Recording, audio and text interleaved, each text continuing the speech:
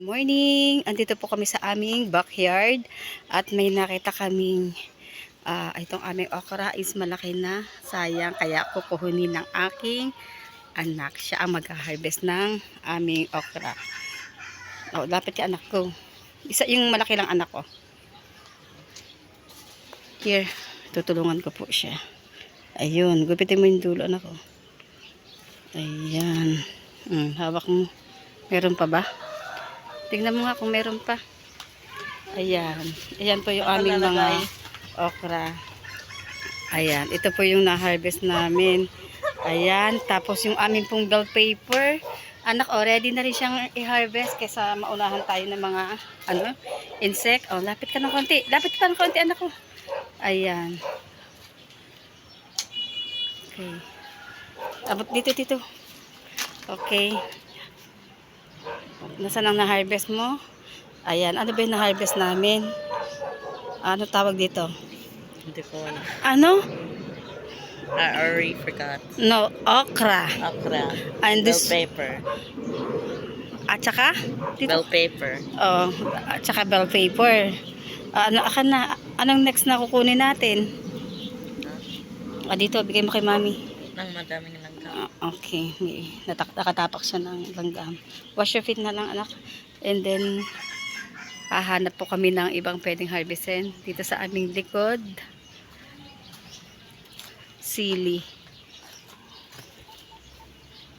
Anak dito. Ay, yun. Sili. Wala pang sili anak ko. Wala pang hinog na sili. Ito. Pwede na to. Ayan, kukunin namin to isa. Ang sili. Anak, hindi ko makuha. Come here. Oh. Ito, oh. Where? This one.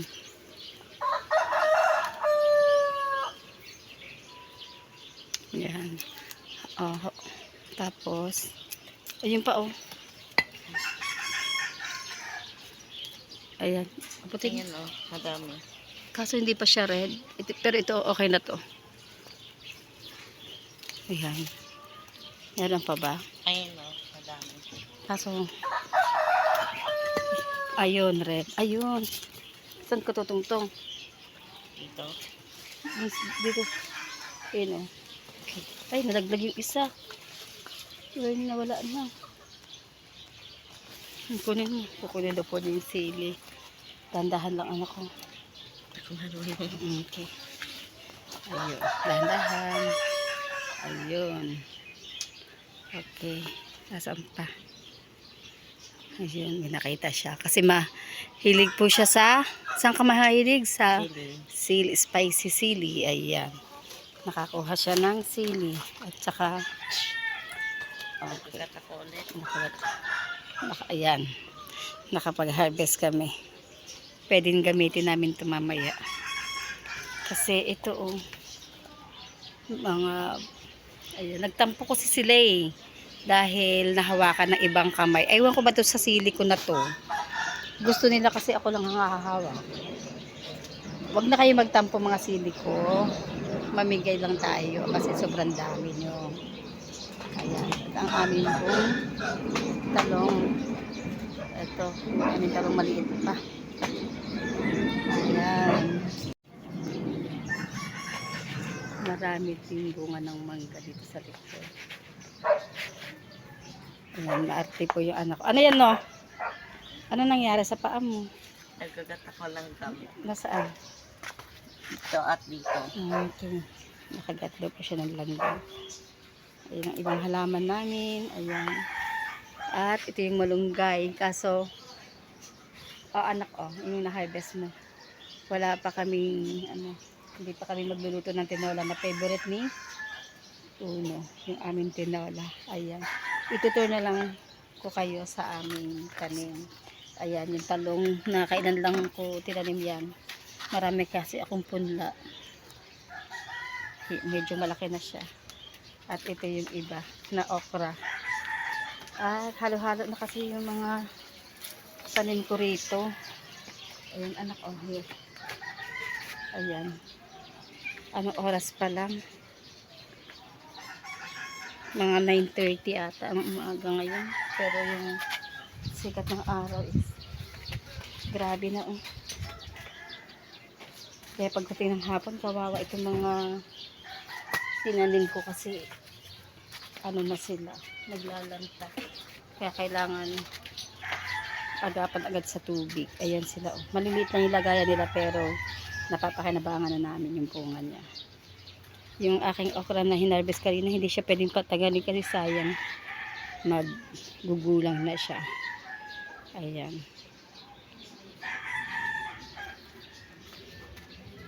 Oops.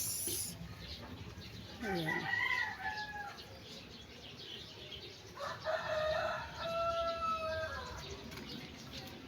Ito yung ano ko. Ang dami na rin yung dahon. Ang tawag dito ay pandan.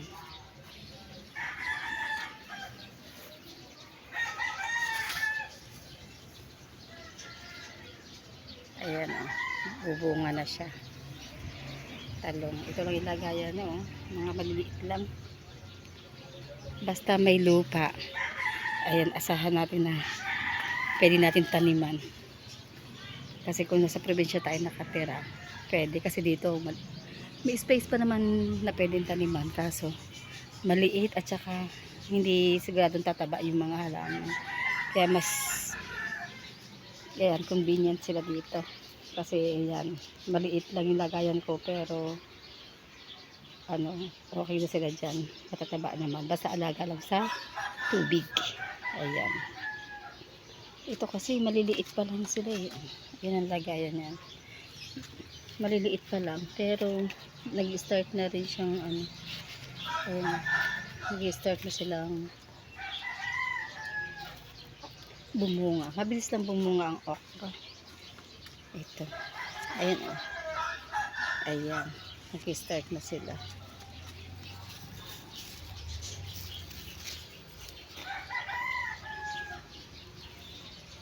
Next time, ito naman yung ating harvest. No? Ilang araw lang yan. Malaki na yan. Mabilis lang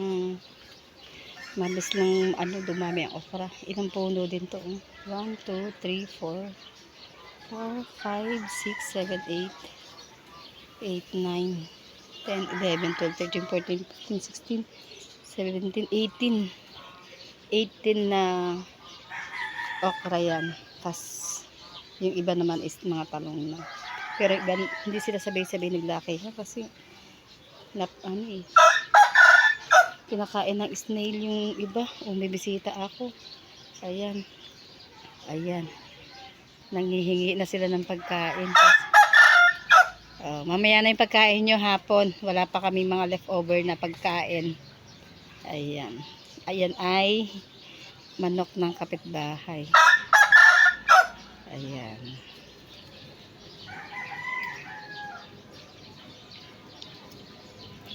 Tapos yung aking kamyas, ayun, sisimula na siyang bumunga.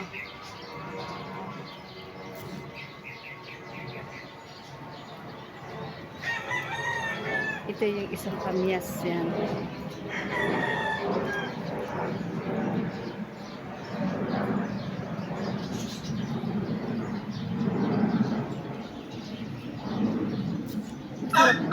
Masarap dito sa likod kasi ma-presko.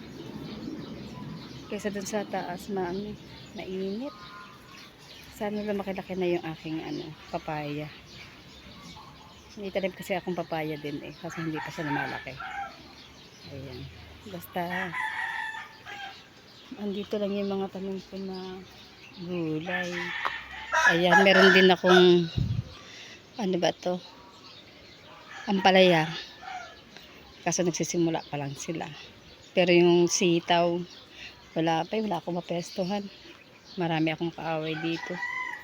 Tutukain lang nila, mawawala na yung punla ko. Kasi ang mga manok ang galing maghanap ng mga seeds na tinatanim ko.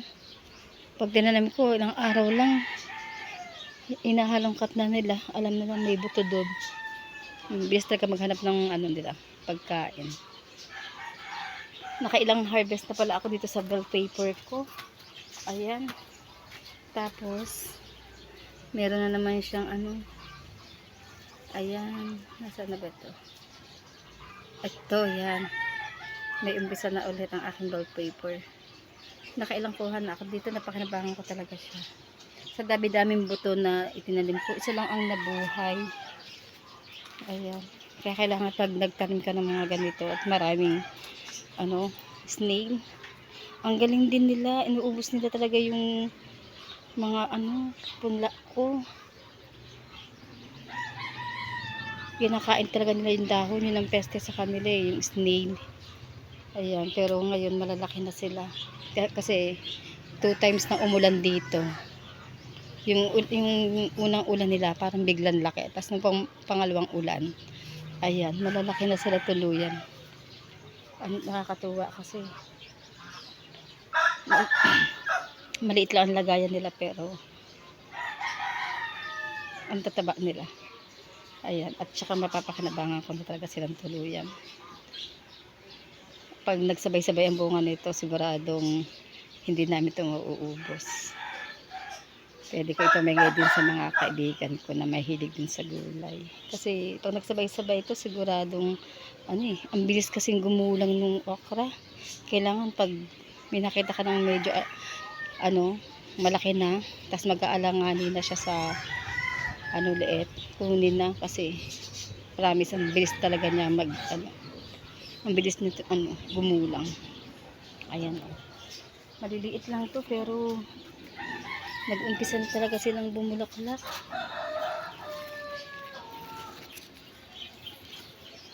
Ayan. Nag-umpisa na talaga sila. Kaso sa sobrang init, nakakaawa. Wala kasing ayun grabe sikat ng araw. Wala kasi ako ditong net. Grabe init. Kaya ginagawa ko na lang, binabawian ko na lang pagkadating ng hapon. Talagang umaga hapon ang dilig ko. Sa umaga, mga 7 para hindi ganun kainit, didiligan ko na sila. Tapos pagdating ng hapon na mga 5 or sabihin pag sinipag ako mga 3:30 ng hapon, nagdidilig ulit ako. Kakatuwa nga yung tanglad ko, ay yung aking laki na talaga yung pandan, hiningi ko lang yun sa kapitbahay. Ay yung pandan, kailangan talaga alaga siya sa tubig para mabilis lumaki. Ayan. Tapos yung aking ba tawag dito? Yung puno ng malunggay, yan, laki na rin, nagtatalo sila ng aswete. Ayan, tapos yung ibang malunggay ko na tinatanim ulit. Hindi, pag ang malunggay kasi hindi gaano naiinitan, pangit ang dahon. Pero ito naman is okay naman ang dahon nila kasi nainitan naman sila na maayos, katulad dito isang to. Ayan, ayan ang taba ng malunggay na yan. Pero ang totoo niyan, hindi namin yan kayang ubusin lahat. Diyan lang siya. Kasi natutuwa lang talaga akong magtanim. Ayan. Tapos yung aking kalamansi, wala pa rin bunga. Pero sabi, mahilig kasi akong manood sa YouTube ng mga nagmamarket na halaman. Pag ang kalamansi, galing sa buto, hindi siya market. Basta sa buto siya nang galing, 3 to 5 years bago siya bumunga. So, itong aking kalamansi na to is 3 years na. Pero abangan natin kung kailan siya bubunga. Kasi 3 years na to eh. Lapitan natin. Ayan o. Ito. Mataas na to eh. Ayan. 2 puno ng ng kalamansi. Kaso, sana bumunga na rin para matuwa na rin naman ako. Sana bumunga ng mataba, maayos. Kasi yung market ko ng kalamansi na binili sa Aami, ito yun. Ayan. Wala pa rin bunga. Pero ang sabi, kailangan, kung ang kalamansi mo ay nakasentro sa init, kasi kailangan ng kalamansi talaga daw ang init. Kaya doon siya bubunga na maayos pag nainitan siya ng maayos. Kaso ito, kaya tinanggal ko ibang mga halaman ko kasi nga para mainitan sila ng maayos. Pero tumaba naman siya. Ito, tumaba naman siya. Binili ko to. 50 pesos ko lang to nabili. Maliit lang. Hindi ako bumibili ng malaki kasi nakakapagnanayang. Baka mamaya, hindi naman siya mabuhay. Pero yung binili kong kalamansi na Marco, 3. Yung isa namatay. Kasi hindi siya na initan. Kailangan talaga siya. At saka hindi daw ata pwede nang palaging basa. Pero ako naawa naman pag hindi mo diligan a day kasi sobrang init. Pero ito sana, soon. Mapakinabangan ko at bumungan na rin. Markot yan. Sa halagang 50 pesos. Kasi ang mostly na presyohan sa ani ng kalamansi, may 500, malaki na 150, 100. Pero dun ako sa lowest price na 50 pesos para dalawang bilhin ko. At least ngayon, malaki na siya. Ito, malaki na siya. At ang aking puno ng malunggay ay 1, 2, 3, 4, 5, at 6. Kaya pag nagpuputol ako dyan, ang procedure ng pagtatanim ko ng malunggay, pagkaputol, hindi ko muna agad siya tinatanim. Ang ginagawa ko, 1 week ko siyang i-stay na nakasandal lang sa pader. Tapos 1 week or 2 weeks, basta magkaroon na siya ng mga tubo, yan, pwede mo na itanim. Para mas, sa akin kasi, ganun ang ginagawa ko para mas mabilis bumunga. Ayan. Ayan ang technique ko sa aking mga tanim. Tapos yung sa ibang mga halaman na mga halaman pang garden naman, ibabad muna sa tubig bago itanim para mas mabilis. Ayun guys, yun lang ang tip ko sa paghahalaman. Sana kahit papaano ay may natutunan kayo. Ayan. Hanggang dito na lang ang aking short video na ipapakita ko sa aking aking garden. Andyan yung mga halaman ko, nakakatuwa kasi talagang mapapakinabangan na natin yung aking okra, talong, pandan, bell pepper, at meron na rin akong ampalaya, malunggay.